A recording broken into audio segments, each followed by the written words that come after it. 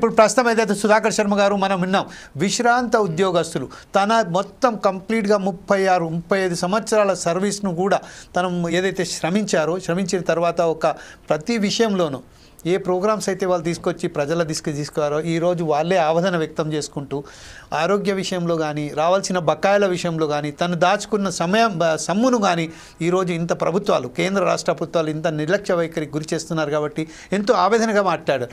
కంక్లూడ్గా మీరేమంటారండి ఈ విషయంపై? ప్రభుత్వాలు ఎందుకు ఇంత నిర్లక్ష్య వైఖరి?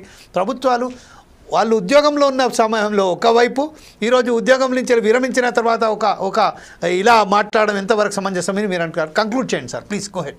Thank you Jameel ji. ముఖ్యంగా ఈనాటి కార్యక్రమంలో పాల్గొన్నటువంటి పెద్దలందరూ కూడా వారి ఆవేదనను చాలా చక్కగా వ్యక్తీకరించారు. ఎందువల్ల అంటే పెన్షన్ అనేటువంటిది ప్రభుత్వం యొక్క బాధ్యత.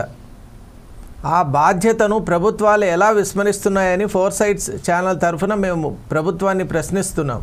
ఎందువల్ల అంటే వారి యొక్క వయోభారాన్ని, అలాగే వారికి ఉన్నటువంటి ఇబ్బందుల్ని, ఆర్థిక ఇబ్బందుల్ని, అలాగే వారికి ఉన్నటువంటి ఆరోగ్య స్థితిగతుల్ని కూడా దృష్టిలో పెట్టుకొని ప్రభుత్వాలు ఎందుకు సరైనటువంటి నిర్ణయాలు తీసుకోలేకపోతున్నాయని ఇక్కడి నుంచి ప్రశ్నిస్తున్నాం. ముఖ్యంగా మనం గనక గమనించినట్లయితే ప్రభుత్వాలు మారుతున్నా కూడా ఎక్కడ కూడా చిత్తశుద్ధి అనేటువంటిది పూర్తిగా లోపిస్తోంది. చిత్తశుద్ధి అనేటువంటిది అసలు కనిపించడం లేదు. ఏ కార్యక్రమం తీసుకున్నా కూడా అక్కడ చిత్తశుద్ధి లేదు. మనం ముఖ్యంగా గమనించినట్లయితే కార్మికులు అలాగే ఉద్యోగస్తుల విషయాల్లో కూడా మనం పోరాడాం. కానీ ఈ విషయం చాలా ప్రత్యేకమైనటువంటిది. ఇక్కడ వీళ్ళందరూ కూడా విశ్రాంత జీవితంలో ఉన్నటువంటి వాళ్లను పోరాటంలోకి దింపడం అనేటువంటిది చాలా అమానవీయం. ఇది అమానుషంగా నేను భావిస్తున్నాను. ఎందువల్ల అంటే this is the height of governmental discrimination. ఇది చాలా తప్పు పని. ఎందువల్ల అంటే ఆ వయస్సులో వాళ్ళు విశ్రాంత జీవితంలో ఉండాలి. వారి యొక్క ఆరోగ్య స్థితిగతులు బాలేవు. వారిని పోరాటంలోకి దింపడం అనేటువంటిది హీనమైనటువంటి చర్య. అలాగే మన మిత్రులు కూడా చెప్పారు, అక్కడ వెల్నెస్ సెంటర్స్ కనుక వెళ్ళినప్పుడు అక్కడ ఒక్క పరికరం కూడా లేదు. మరి ప్రభుత్వాలు ఏం చేస్తున్నాయి? అసలు ఈ ప్రభుత్వ యంత్రాంగం ఉన్నది ఎందుకు? అక్కడ ఉన్నటువంటి మంత్రివర్యులు కానివ్వండి, సదరు ఆ డిపార్ట్మెంట్లో ఉన్న వాళ్ళందరూ కూడా ఏం చేస్తున్నారు? ఇక్కడ ప్రజల యొక్క పరిస్థితిని బాగు చేస్తామని మీరు మేనిఫెస్టోలో ఏ అంశాలు అయితే పెట్టారో వాటిని ఇంప్లిమెంట్ ఎందుకు చేయలేకపోతున్నారో అది తెలపవలసినటువంటి బాధ్యత కూడా మీ వద్దే ఉంది. మేనిఫెస్టోలో ఓట్ల కోసం పెట్టడం కాదండి. మీరు గెలిచిన తర్వాత ఎప్పుడైతే మీరు పట్టాలు ఈ విధంగా పగ్గాలు అందుకున్న తర్వాత మీరు దాన్ని ఇంప్లిమెంట్ చేయకపోతే ప్రజల్లో మీ పట్ల ఎటువంటి నిరసన ఉంటుందో మీరు గమనించాలి. అసలు వయసులో ఉన్నటువంటి పెద్దవాళ్ళ యొక్క ఆవేదన చూస్తే చాలా బాధ కలుగుతోంది. వారికి సరైనటువంటి వైద్యం అందడం లేదు.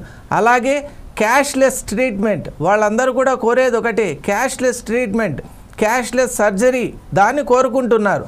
మీరు రీయింబర్స్మెంట్ పథకం కింద ఈరోజు 800 కోట్లు రిలీజ్ చేసామని చెప్తున్నారు. 8,000 కోట్లు అక్కడ బకాయిలు ఉంటే మీరు రిలీజ్ చేసింది ఎంత?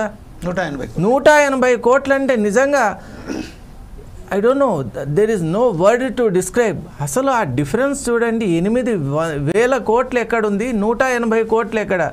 ఈ గల్ఫ్ను చూసినట్లయితే ప్రభుత్వాలు నిజంగా వారి చర్యను ఎలా సమర్థించుకుంటారా అని చాలా ఆశ్చర్యం, విస్మయం కలుగుతున్నాయి. అందువల్లే ఫోర్ సైడ్స్ టీవీ ఒకటే చెప్తున్నది, కేంద్ర ప్రభుత్వమైన రాష్ట్ర ప్రభుత్వమైన విశ్రాంత ఉద్యోగుల పట్ల మనం ఎంతో గౌరవభావంతో ఉండాలి.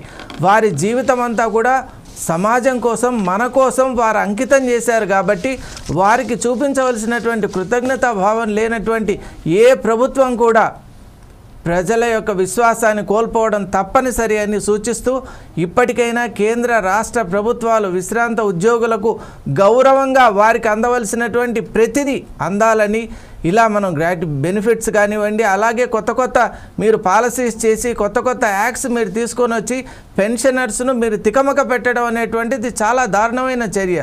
దాన్ని ఆపుకోవాలని మీరు తీసుకునేటువంటి ప్రతి నిర్ణయం కూడా వాళ్ళ జీవితాన్ని ప్రభావితం చేసేటట్లు ఉండాలి, కానీ వారిని అయోమయ స్థితిలో పడేటట్టు ఉండకూడదని మరీ కేంద్ర రాష్ట్ర ప్రభుత్వాలకు మనం విజ్ఞప్తి చేసుకుంటూ, తప్పక ఫోర్ సైడ్స్ టీవీ మీ వెంటే ఉంటుంది. మీతోనే ఈ యొక్క హక్కుల సాధనకై పోరాటంలో ఉంటామని మా జమీల్ జీ గారితో పాటు మేము కూడా తెలియజేస్తూ సెలవు తీసుకుంటున్నాం. Thank you very much Sudhakar Sharma గారు. ప్రస్తుతం